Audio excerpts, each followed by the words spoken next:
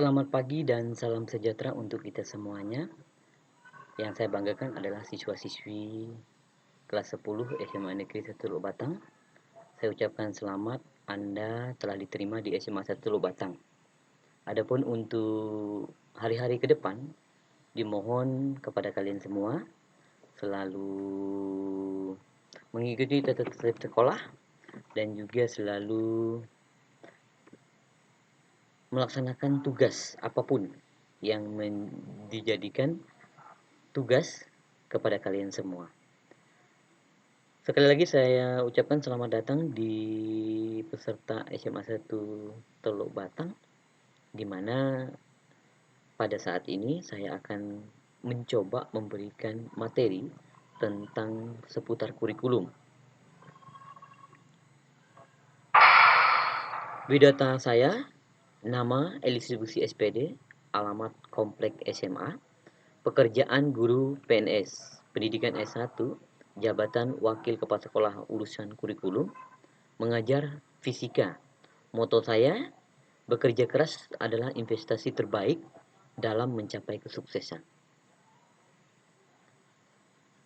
Yang akan saya paparkan di sini adalah masalah potensi dan minat, di mana kalian di sini dalam minggu ini akan diseleksi mana yang masuk IPS, mana yang masuk IPA. Tentunya tidak sesuai dengan keinginan saja, tetapi melainkan mengikuti prosedur-prosedur yang ada. Contohnya, salah satu adalah kuesioner atau daftar online kemarin kalian sudah menentukan dan sesuai dengan keinginan sudah kami rekap. Kemudian nilai akademik atau nilai raport. Nilai raport sudah saya himpun, tetapi masih kurang cukup untuk menentukan Anda lebih pasnya atau lebih tepatnya di jurusan mana. Kemudian memperhatikan program mata pelajaran yang lebih unggul daripada program yang lain seperti pengetahuan, sikap, dan praktek. Peserta yang tidak memenuhi standar penjurusan di atas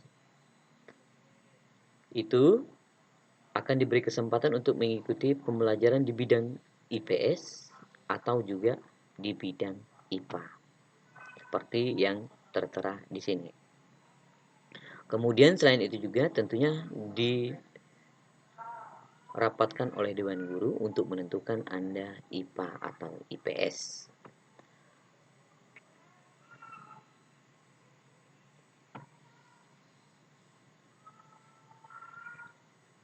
Kemudian Anda di SMA ini yang termasuk jurusan IPA atau peminatan IPA, maka beban belajar yang akan Anda laksanakan itu adalah sebanyak 15 mata pelajaran. Yang pertama, pendidikan agama. Yang kedua, pendidikan kewarganegaraan. Yang ketiga, bahasa Indonesia, matematika, sejarah Indonesia, kemudian bahasa Inggris. Sedangkan untuk wajib B, seni budaya, pendidikan jasmani, olahraga dan kesehatan, prakarya. Dan untuk mata pelajaran peminatan, Anda akan belajar matematika, biologi, fisika, kimia, dan Anda juga akan diberi kesempatan untuk belajar selain jurusan Anda, yaitu geografi dan sosiologi. Jadi ada 15 mata pelajaran yang akan Anda laksanakan, yang akan Anda ambil dalam bentuk paket. Maka dari itu kepada anak-anak semua untuk lebih serius di dalam mengikuti pembelajarannya. Apa perbedaan antara matematika wajib dengan matematika peminatan? Tentunya ada perbedaan dari segi materi. Banyak perbedaan antara matematika wajib dan matematika peminatan. Matematika wajib juga diberikan kepada mata pelajaran IPS. Sedangkan mata-mata peminatan merupakan mata pelajaran peminatan, yaitu Anda yang jurusan MIPA. Maka dikatakan bahwa Anda dimasuk jurusan MIPA karena Anda memilih dari 4 mata pelajaran yang menjadi ciri khas Anda boleh atau mengikuti pelajaran di jurusan atau peminatan MIPA. Kemudian yang kedua, jika Anda memilih jurusan IPS atau peminatan IPS, maka mata pelajaran wajib sama seperti IPA, ini sama. Ada matematika juga. Matematika ini akan diberikan kepada IPA dan IPS, sama, muatannya sama, materinya sama. Dan itu ada mata pelajaran wajib juga sama yang diberikan kepada IPS. Yang membedakan itu adalah mata pelajaran peminatan. Mata pelajaran peminatan untuk IPS itu adalah geografi, sejarah, sejarah internasional namanya ini, kemudian sosiologi, ekonomi. Sedangkan untuk mata pelajaran lintas minat, Anda yang IPS diberi kesempatan untuk memilih fisika dan juga biologi. Jadi ada 15 mata pelajaran yang akan menjadi beban Anda di semester 6 bulan ke depannya. Kemudian berdasarkan jadwal, coba diamati, tolong diamati jadwal yang akan saya coba ini.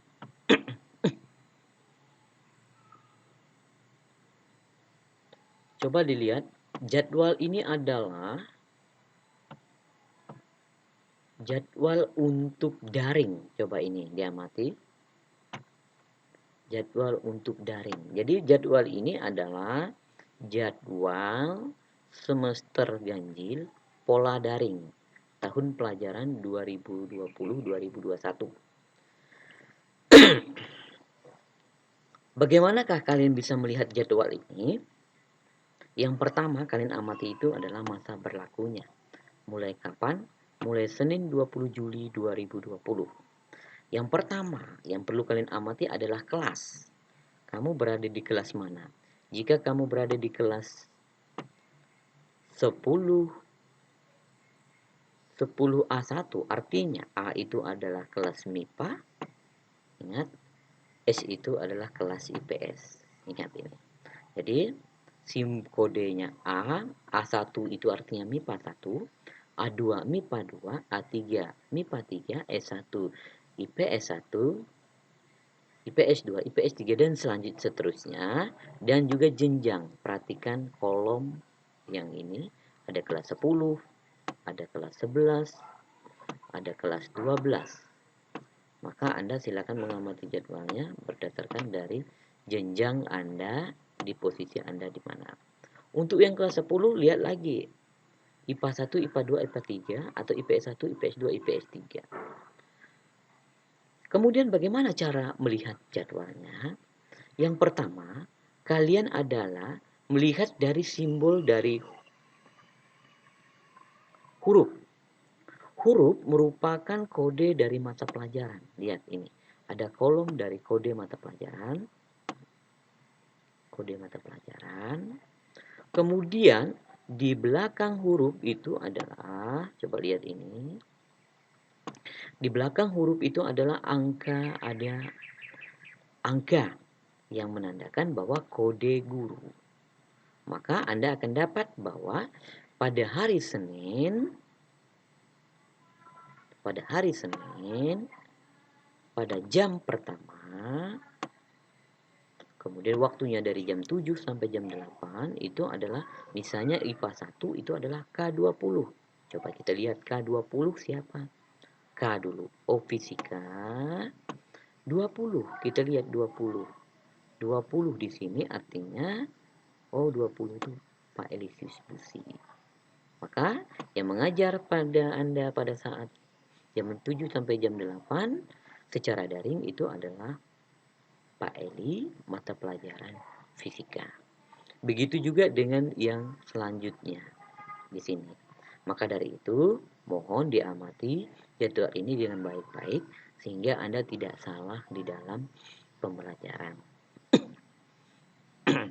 Kemudian secara daring ini artinya setiap 1 jam ini adalah kalian maksimalkan, efektifkan kegiatan ini bersama dengan guru yang akan membimbing kamu, baik di dalam kelas WhatsApp ataupun dalam metode-metode lain.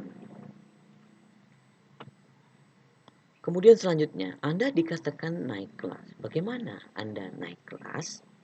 Anda naik kelas itu adalah akan dipertimbangkan nilai selama 2 semester, dari semester 1 dan semester 2. Kemudian sikap Anda minimal baik, kemudian kependidikan kepramukaan minimal baik, kemudian tidak melebihi 2 mata pelajaran yang masing-masing capaian pengetahuan dan keterampilannya di bawah KKM. Apabila ada mata pelajaran yang tidak mencapai KKM pada semester ganjil atau pada semester genap, maka ketuntasan diambil dari rata-rata. Jadi diambil dari rata-rata. Satuan pendidikan dapat menambahkan kriteria sesuai dengan kebutuhan masing-masing. Kemudian ketidakhadiran paling maksimal itu adalah 20 hari antara sakit, izin, dan alfa.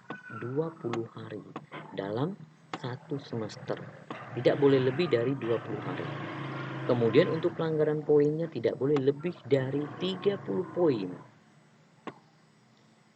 Kemudian setelah itu tentunya akan ditinjau kembali keputusan ini berdasarkan rapat Dewan Guru bahwa Anda naik atau tidak naik.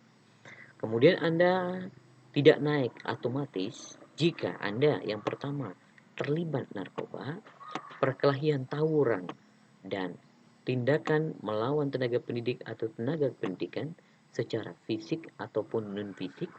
Kemudian selanjutnya adalah tindakan kriminal, baik tindakan yang dilakukan pencurian atau lain sebagainya, atau juga tindakan yang melakukan kriminal lainnya, seperti misalnya Anda lagi hamil dan lain sebagainya.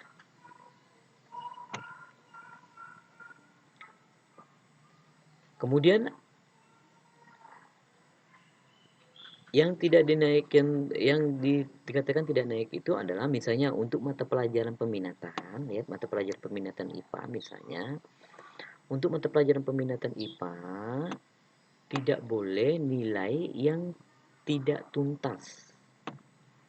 Tidak boleh nilai yang tidak tuntas. Untuk mata pelajaran IPS juga sama. Untuk mata pelajaran IPS. Dari 4 mata pelajaran IPS tadi, sejarah, geografi, ekonomi, dan sosiologi, juga tidak boleh tidak ada yang tuntas. Harus tuntas semuanya. Untuk 2 mata pelajaran, tidak boleh lebih dari 2 mata pelajaran, itu adalah mata pelajaran khusus untuk wajib A dan juga wajib B. Untuk mata pelajaran peminatan harus wajib lulus atau melebihi KKM, bahkan harus mencapai KKM. Ini jadwal pelajaran seperti kemarin. Nah, saya jelaskan. Kemudian di deskripsi rapotnya ya kan seperti ini deskripsinya. Untuk predikat misalnya ini predikat spiritual itu adalah minimal baik. Kemudian predikat untuk sikap sosial minimal baik. Ini sikap rapotnya. Kemudian untuk nilainya coba perhatikan nilainya itu adalah ini adalah nilai harian. Coba nilai harian, maka nilai harian ini adalah pos terakhir adalah maka ini adalah dirata-ratakan untuk nilai pengetahuan. Maka nilai rata-rata pengetahuan adalah menilai rata-rata. Nah, ini nilai terendah, kemudian ini nilai tertinggi.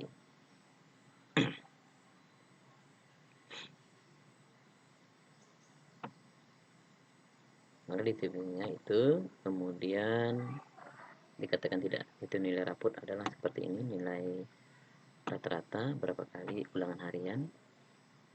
Nah, ini untuk nilai pengetahuan.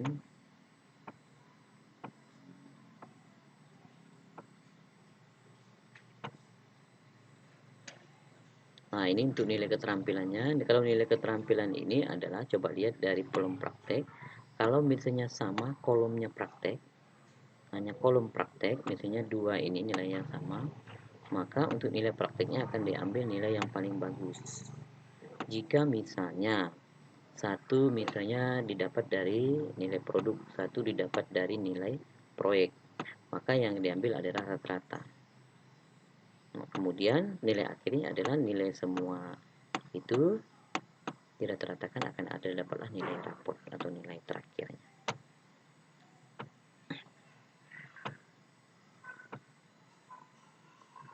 Kemudian ini laporan, nanti kalian akan diberi raport. Kemudian selanjutnya ini bentuk rapotnya, ini model lama.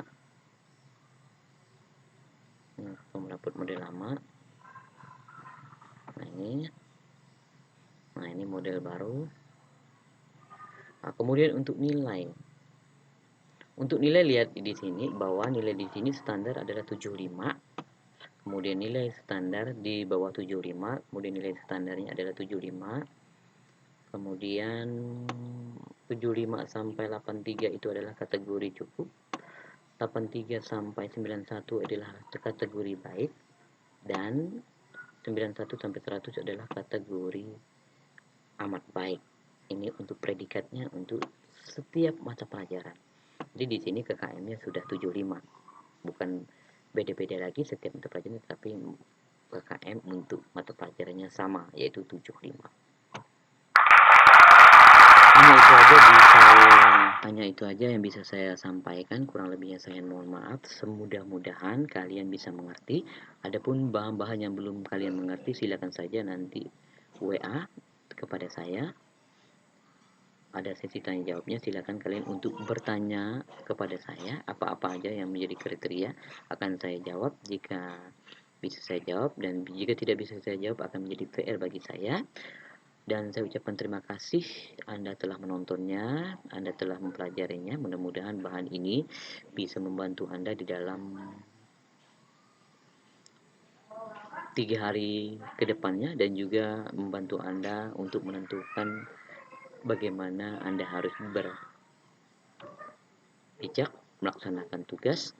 Mudah-mudahan dengan materi ini Anda bisa merencanakan dan makin mencapai cita-citanya. Akhir kata, saya Wakakurikulum mengucapkan selamat pagi dan salam sejahtera untuk kita bersama.